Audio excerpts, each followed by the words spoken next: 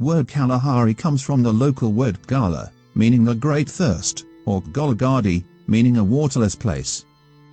In February of 1885, the Canadian Guillermo Farinai was one of the first Westerners to cross the unexplored portion of the Kalahari.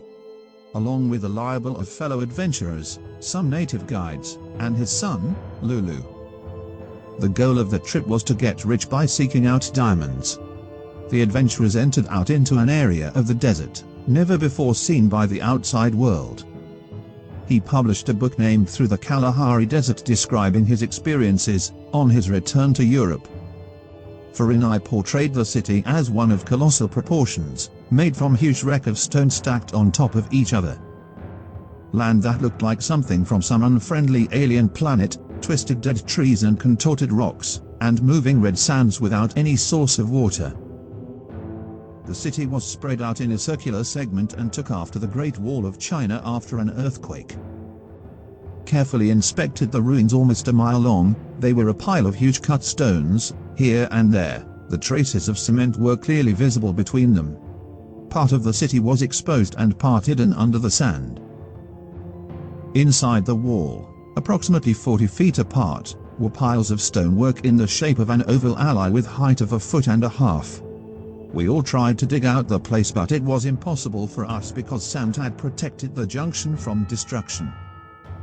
Digging away some of the sand, uncovered a roadway 6 meters wide, with the longer stones laid at right angles to the path. His son tried to find some hieroglyphics or inscriptions, but did not find anything. He took a few photographs and sketches. Farinai's observation gave birth to a legend throughout South Africa. For over a century in Western circles, rumors have abounded as to the existence of a massive city, secured by the sands of the Kalahari. Some people claim to have seen an abandoned boat or even a stone quarry in empty desert.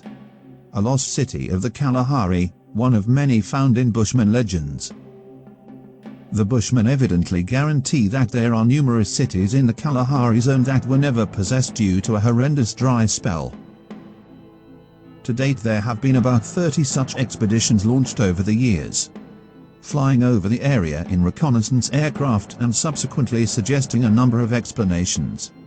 However, they failed to find any signs of construction in the area as what Farinai described, and some have come back doubtful of the truth of the story. A.J. Clement inquired about the story in 1964, and advanced another hypothesis. Clement concluded that Farinai went deep into southern Africa, yet he never really went to the core of the Kalahari where he asserted the lost city was sited. To test, Clement investigated what he viewed as Farinai's actual course and found a lot of colossal rocks. He concluded that Farinai's lost city was shown to exist but as a natural formation. The stones are made out of dolerite, a specific sort of volcanic. One recent search was carried out in 2013 using Google Maps, called the Makahiosi Project, which found variances in the desert that could be indicative of walls of the lost city, but it is still unknown if the images are of an ancient city. There have been numerous hypotheses as to its reality. Some think it is a real place, maybe a city once built and abandoned by its makers because of an extraordinary dry season or even that of a flourishing lost progress. Others think it is likely just misidentified natural rock formations or the sketches, and even the photographs were likely faked, that it was all a big hoax. With no considerable proof, we can say that it might be that the city of Kalahari is there somewhere but hidden waiting for a true explorer to reach its grave. A great mystery that still remains unexplained.